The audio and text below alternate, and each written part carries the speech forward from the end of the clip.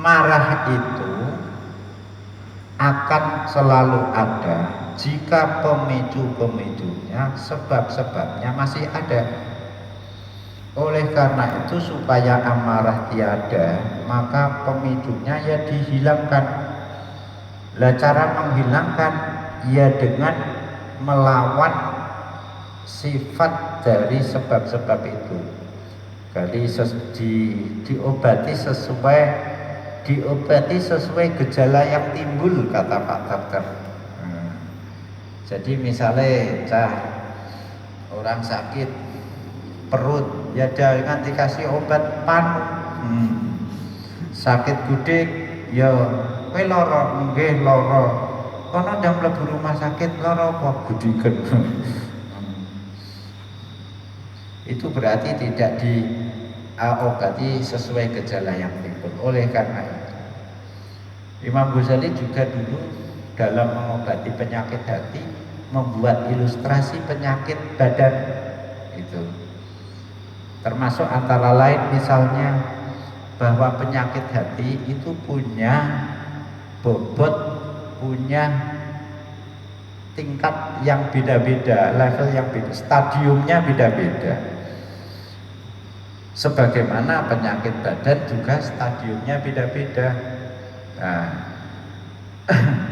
beda lagi, beda orang. Pasien penyakit fisik itu mengobatinya kan ditakoi. Ini pasien, ada pasien sakit ditanya umurnya berapa gitu. Kasih obatnya beda. Nek cah cilik dikasih Budrexin, nek bapaknya dikasih Budrex. Ora kuwale, pakane dikai Budrexin, wah tuku mut-mutan. Anake dikai Budrex, wah geledak.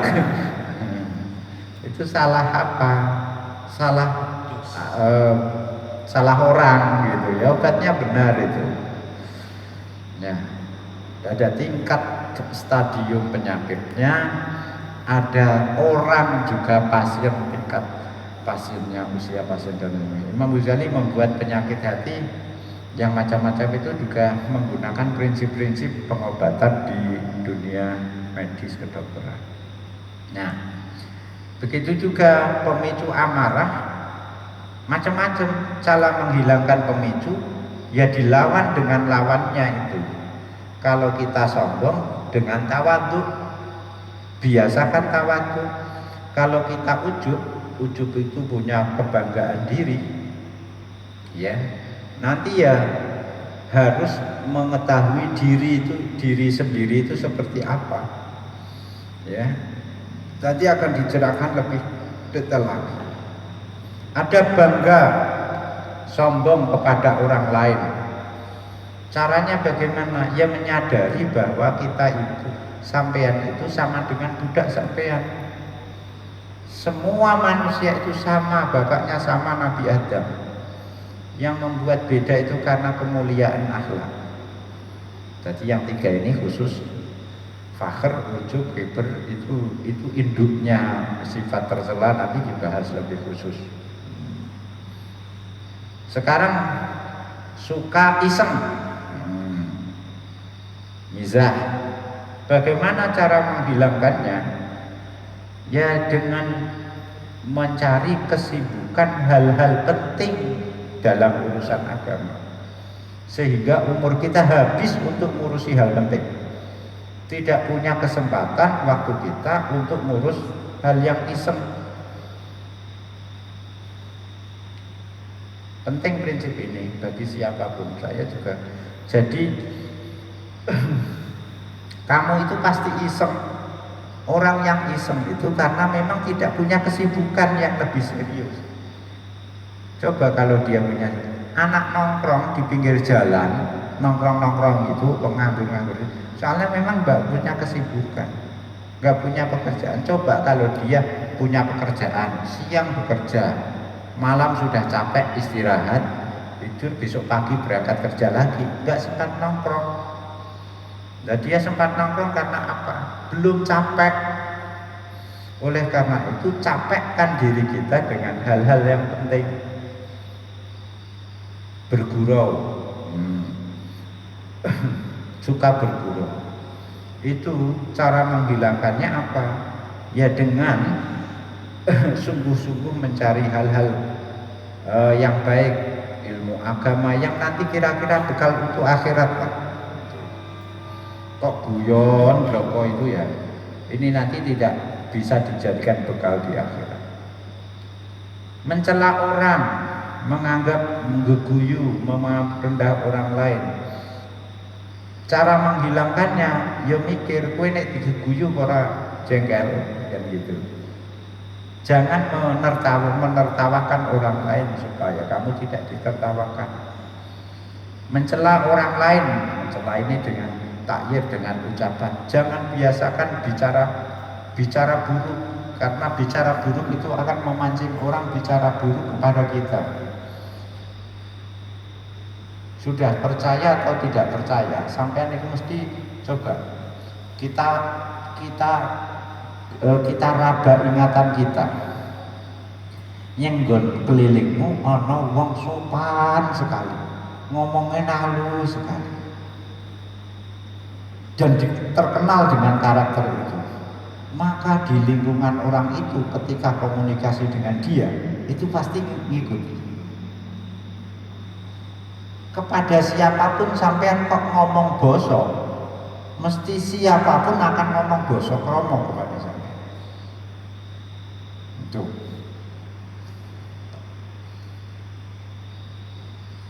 Kowe kok walu sopan, kowe ya wong walu sopan.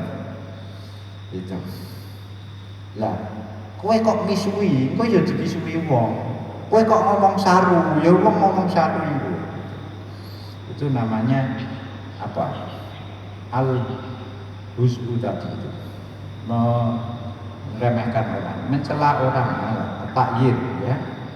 Sekarang ambisi pada dunia, bagaimana cara menghilangkan ambisi? Qanaah, mudah mau menerima apa adanya dengan qadri darurah, dengan kebutuhan yang primer saja yang tak terhindarkan. Kenapa? Dengan merasa cukup dengan yang dimiliki itu kita pede. Kita pede tidak membutuhkan orang lain. Sudahlah, pokoknya kalau kalian masih merasa memerlukan orang lain, mesti gak pede. Meskipun yang dimiliki sudah banyak, tidak punya izul istighna, apa ya, kemuliaan, merasa mulia karena tidak butuh orang lain. Lah namanya orang butuh orang lain itu pasti merasa hina. Contoh, kamu arep utang lah gitu. Kowe utang pada ora pati dipercaya, ora pati akrab sing arep sing mbok jali utang iku ya. Gak pati akrab. Kok ngomongnya minduk wae salah tingkah bareng. Sandal kuale ngomongnya belepotan, wah yes. Kali kita gitu, lain waktu pas nyaur utang, yura masalah tingkah, kowe gak butuh. Jadi psikologi orang hutang dengan melunasi hutang itu sangat sebalik. Karena hutang dia merasa butuh, psikologinya minder. Tapi kalau pas nyaur utang pede. Tapi pede itu nanti akan berkurang jika melunasi utang untuk rencana supaya bisa utang lagi. Sehingga dia utang ini ya, eling ini, iya aku tak lunasi supaya sesuk iso diutangi mana. Ini rapati pede.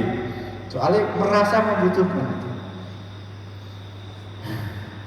Lah, akhlak-akhlak tercela, sifat-sifat tercela seperti tersebut di atas itu, cara mengatasinya, mengobatinya butuh riyadhah, butuh menempa mental kita, tidak bisa sekaligus. Dan jangan lupa ada tahammulu masyaqqah, yaitu menahan derita. Menahan derita. Maksudnya menahan derita itu apa? Menahan derita tidak sombong. Kan kita kamu rumongso bisa mengalahkan orang sekelilingnya. Wah, debat menang terus, tukaran dia menang terus. Keri-keri gak ono sing ngelem. Kan gundu kan? Itu malah biasa wae. Yo gak ono sing nyalami bareng. Itu. Nah, itu perasaan kita itu pedih, masyarakat. Saya ini sudah jerih payah mengalahkan berusaha supaya mendapatkan prestasi seperti ini, keri-keri tidak dihargai orang, itu pedih rasanya. Nah, mengatasi termasuk riyadhah itu ya siap menjalani kepedihan seperti itu. Wa hasilu riyadhatiha utawi hasile